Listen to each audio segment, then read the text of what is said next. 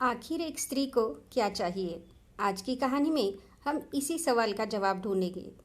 राजा हरिश्चंद्र युद्ध में हार गए और बंदी होकर पड़ोसी राजा के सामने पेश किए गए। पड़ोसी राजा ने उसके सामने एक शर्त रखी, अगर तुम मेरे एक सवाल का जवाब मुझे 1 महीने के अंदर लाके दोगे तो मैं तुम्हारा जीता हुआ राज्य तुम्हें वापस कर दूंगा।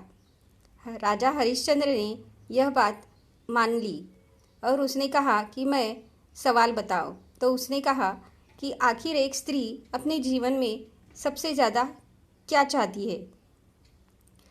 तो उसने हर राज्य में घूमा, हर स्त्री से पूछा, रानी से, वेश्या से, दासी से, नृत्यांगना से, साध्वी से, विदुषियों से, विद्वानों से, सभी से उसने पूछा, लेकिन उसे समाधान नहीं मिला।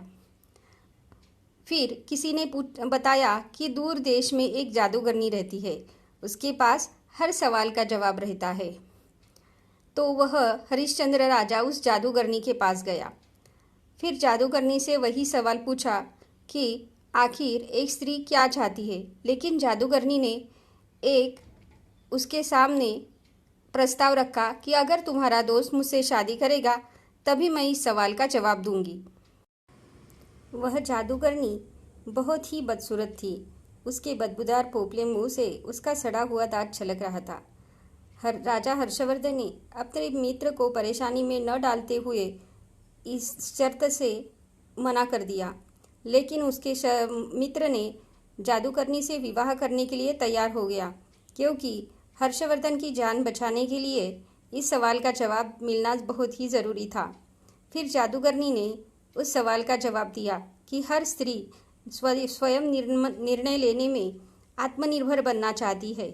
राजा को इस सवाल का जवाब सही लगा, इसीलिए यही उत्तर उसने उस पड़ोसी राज्य को भी दिया। उसको भी यही सवाल का जवाब सही लगा।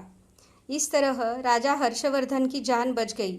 और उसके मित्र को आधी रात में जादूगरनी ने एक सवाल पूछा कि मैं 12 घंटे दिन में रूपसी के रूप में रहूँगी और 12 घंटे यही अपने असली रूप में रहूँगी, तुम बताओ तुम्हें क्या सही लगता है।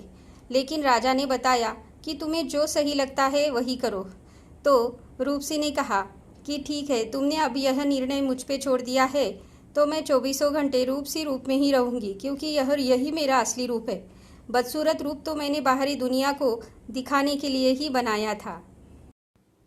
हर स्त्री अपने निर्णय स्वयं लेने में आत्मनिर्भर बनना चाहती है और यही सही है। हर स्त्री को और क्या चाहिए, वह अपने निर्णय खुद लेने में सक्षम है। मानसिक रूप से कोई भी स्त्री परतंत्र नहीं है। इसीलिए जो अपनी पत्नी को अपनी घर की लक्ष्मी बनाकर रखते हैं वही हमेशा सुखी देखे गए हैं। अपना निर्णय स्वयं लेने में सक्षम बनना ही स्वतंत्रता है।